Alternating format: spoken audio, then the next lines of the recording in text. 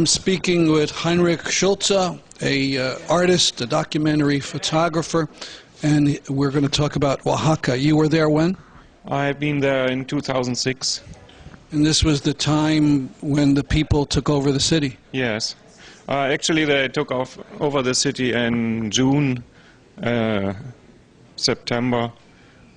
I understand it started with a teacher strike? Yeah, it started with an unbalanced situation between the rich and the poor, and then it started with a strike of the teachers. Mm-hmm. And there was a lot of government repression, I understand. Yes, there had been a lot of repression, and that made the people so angry that, that the whole city stood up, and the governor had to leave. He had a helicopter, and he left town. We covered it a little bit. I remember at one point people took over the radio station and broadcast what the people wanted. Yeah, not the people, the woman. It was a very brave woman. They had they had the weapons from the kitchen, the cooking, and then they take over the radio station, the TV station. And what were you doing there? What kind of photography did you do? I'm a journalist, and I do documentary photography. Now, one name Americans may know from all this was Brad Will. Did you know him? Yes, I knew him. We were a group of maybe 10 internationalistas, and we had internationals, yes. And every evening we meet, and then we go to the barricades and make interviews and see how the people are, if everything is okay, and I made my photos.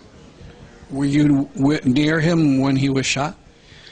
No, I had been with him the night before, and usually we had been out until 4 or 5 o'clock in the morning, and that night, before he died, he go home at 12, and I continued making my photos until 5 o'clock, and that's why I was late in the next morning, and he was early, and so he had been at the barricades in Santa Lucia, and I had been sleeping, so I was not with him.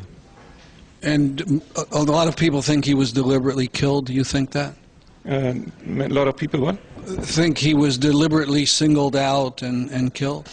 Or was this just something that happened, people shooting wildly? I think nobody knows, but my opinion is yes. Because... yes, that he was killed. He was killed, yeah. Mm-hmm. I think everybody has his thinking about why Brad died, and my story, you want to hear my story? My story is he really was murdered by the government, or by the governor. The governor is really a very bad person, and everybody knows this, and he could not control the situation in the town, and he had no help. He tried to, there had been he tried to kill people, but nothing could help. And he asked the president of Mexico to help, but he didn't. Even the president didn't really want to help, I think, because everybody knows that he is an asshole.